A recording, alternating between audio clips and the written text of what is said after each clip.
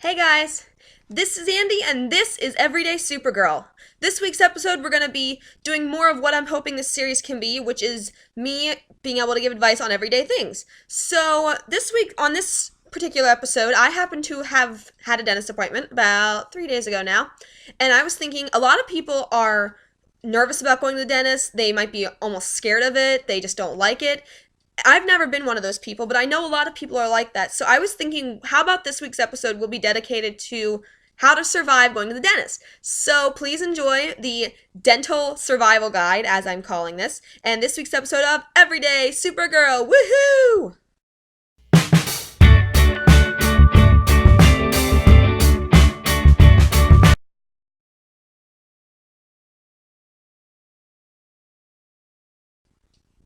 So again, with this week's episode, I just want to give you guys some tips that I've picked up over the years having gone to the dentist. Like I said, I've never been scared of the dentist. Maybe it's because my mom's in the dental field. My mom's a dental hygienist. That's the person who cleans your teeth, by the way, if you didn't know.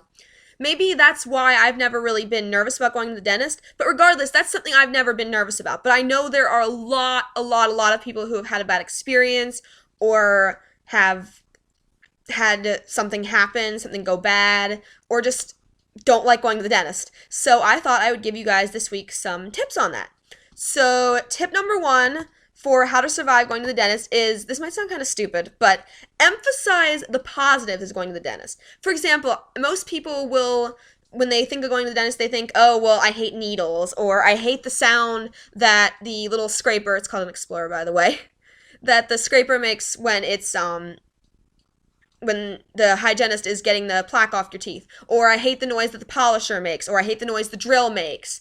People think of all the things they don't like. Instead, if you think of the things that you're gaining out of your dentist appointment, it can help it make it a little bit easier for you. For example, say you're going in just for your 6-month cleaning and you don't like the noise that the explorer makes when that's again the little hook that you say you don't like the noise that makes when it's on your teeth. Well, think about how instead of saying, oh, I don't like the way that sounds, think, well, it's getting the plaque off and it's getting off the goo that would give me a cavity, and that's preventing it. Or if you don't like the noise the polisher makes, think that's think about, well, that's cleaning my teeth and it's making my teeth more healthy because it's cleaning them and it's getting all the bacteria off my teeth. Or maybe you're going for like a big procedure like a cavity or like a root canal, which I've never had.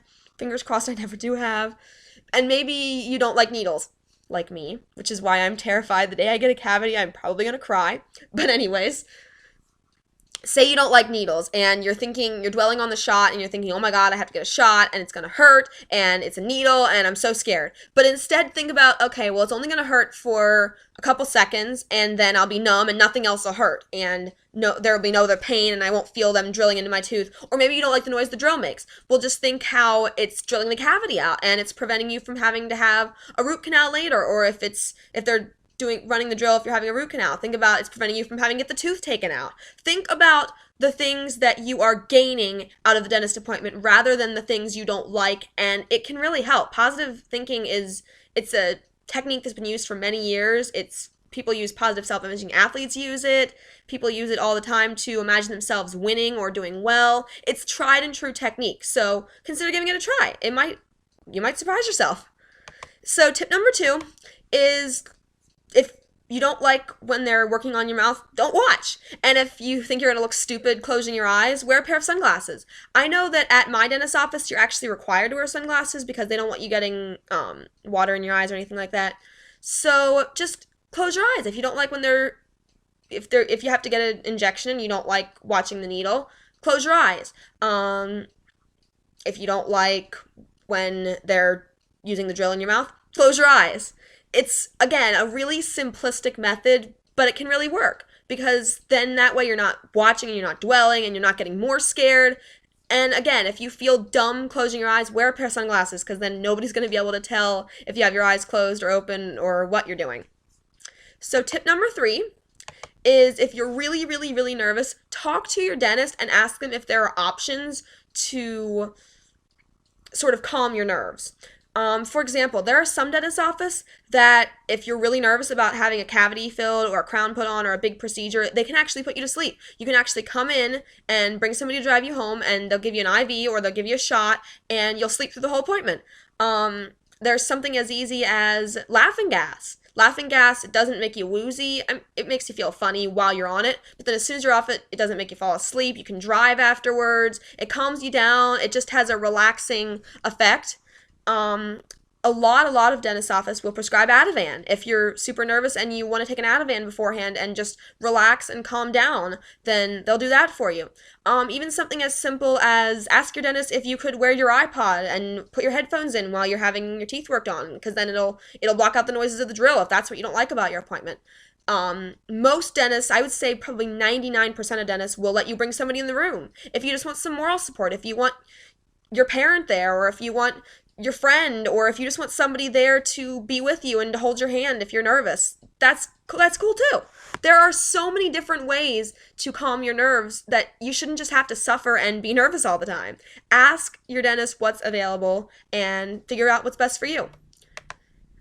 Tip number 4, it is okay to be choosy about who works on your teeth. And what I mean by that is, say that there's a couple of hygienists at your office that can clean your teeth, and there's Susie and Sally and Jane or whatever, and say that you don't like how rough Sally is, but you really like how Susie does it, or you don't like Jane's personality, but you like Susie's personality. It's okay to say to the girls at the front desk, okay, the next time I come in 6 months to get my teeth cleaned, I don't want to see Sally, or I don't want to see Jane. I would rather see Susie. It's okay to do that. Most of the time, they can actually just put you in the person's schedule that you like, or say that it's the same way with the dentist. Like, you don't like one dentist's personality, or you don't like the way one dentist does it, or you think one dentist is better than the other. Tell them that. For example, perfect example. At my dentist's office, there are 3 dentists. There's Dr. G, Dr. M, and Dr. H. Dr. G, I will not let come near me with a 10-foot pole. Dr. M, I'm not as big of a fan of his. I'll let him like see me for a 6-month appointment just to like check and make sure I don't have cavities. But the only person I will let do any sort of big procedure on me, like for example, I chipped a tooth, and that's why I was at the dentist on Monday, is because I was fixing my chipped tooth. Can't even tell. Is this funny? You can't even tell. But anyways, I will only let Dr. H do any sort of big procedures like that. So I called on a Tuesday, and they said to me, well, sorry, that was my cuckoo clock. But I called on a Tuesday, and they said to me, well, Dr. H can see you today, but she doesn't have enough time to do the work today. So either you can come back in and have Dr. M fix it tomorrow, or you can have Dr. H fix it on Monday. And I said to him, no, I will wait till Monday. I'll wait the extra days. I want Dr. H to fix it. I like her. She's my favorite. She's who I want. It's okay to say that. You're the paying customer. You don't have to feel like you're obligated to see any one person because that's the person you've seen before, or because that's just who you can get in with. No, it's okay to say, I want to see this person. I don't want to see this person. There's nothing wrong with that. You are who is paying the office. That's okay. So tip number 5, this is just a little something, this is one of those you can take it or leave it. This is just something I personally like to do.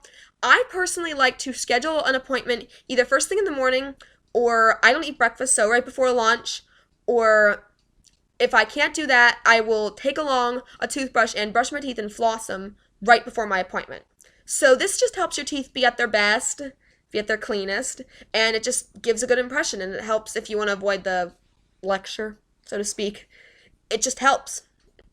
So again, this is something you can kind of take or leave. This is just something I've learned over the years. Either schedule first thing in the morning, schedule right before lunch, or take a toothbrush along with you.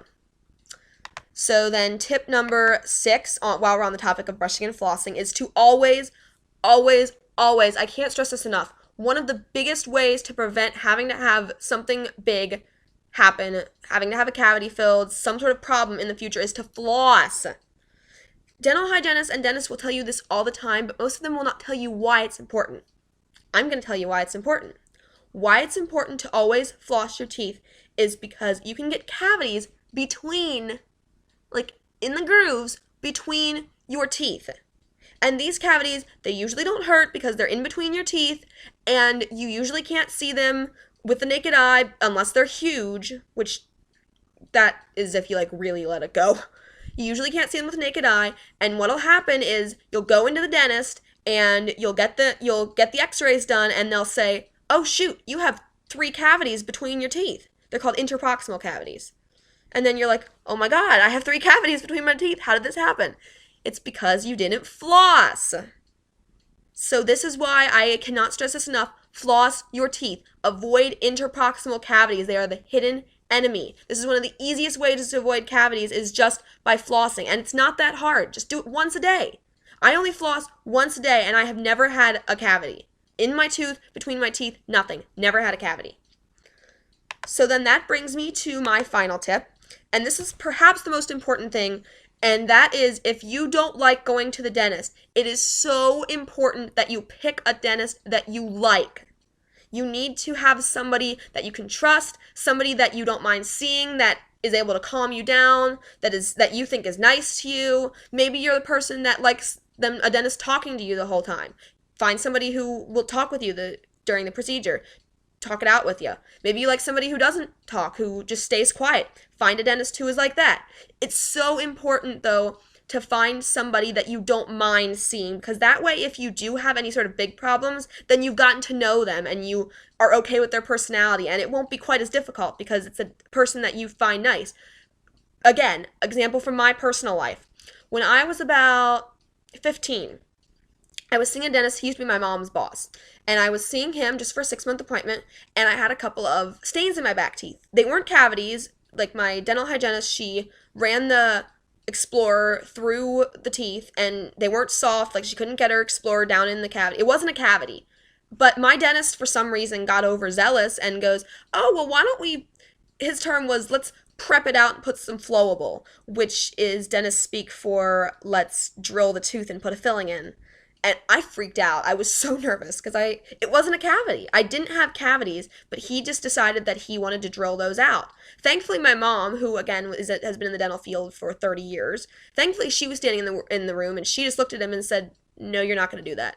No, you're not. You are not drilling my daughter's teeth for a stain." So thankfully she was there, but if she wasn't there for my advocate, I might have 2 fillings that I didn't really need. And that was just... And I already wasn't really sure about his personality anyways, but after that day, I literally said to my mom an hour after the appointment, "I don't want to see him anymore. I want to go to a different dentist." So I went to a different dentist. He had been my dentist before. He was a kid's dentist. He was really nice to me, and I stayed with him till I was 18 because he was a kid's dentist and I had to leave then. But I stayed with him till I was 18, and that worked out great. And then similarly, this is really recent actually. When I first chipped this tooth, I was having it fixed by a different dentist, and he's a really nice guy, but he fixed it 3 times, and all 3 times the filling came out. And finally, after the 3rd time, I was like, "Nope, I'm done. I'm not seeing him again." So I went back to my old dentist, who I also loved, and I saw her, and she fixed it, and she did a really good job, and now I'm seeing her again. It is so important to pick someone you like, because then that will just make your life so much easier. So, yeah, I mean, that's a big thing, but really... think of all these things when you're going to the dentist. Just try to emphasize what's good about it. If you find somebody you like, if you're trying to think of what you're going to gain out of the appointment, if you take good care of your teeth, then it shouldn't be so bad. And I know some people have had a lot of bad experiences with it. I personally have not, thankfully. But if you have, there are ways that you can get past that. And I encourage you to find those ways. I encourage you to use those ways. And I encourage you to get past that fear, because it's so important to have healthy teeth, and it's so useful in the long run, and it's such a good thing to keep your mouth healthy, because these are going to be your teeth for the rest of your life. So I really hope this video has helped some people get past this fear, to get past these nerves. I really hope this is useful to some of you guys. If you have any video ideas, I have some videos coming down the pike, but if you guys have any ideas, please comment down below. Like, comment, subscribe, bring me more viewers. I love viewers. And again, I hope this video has helped everybody, and I hope you all have a great day and a great week, and I'll see you next time. Bye!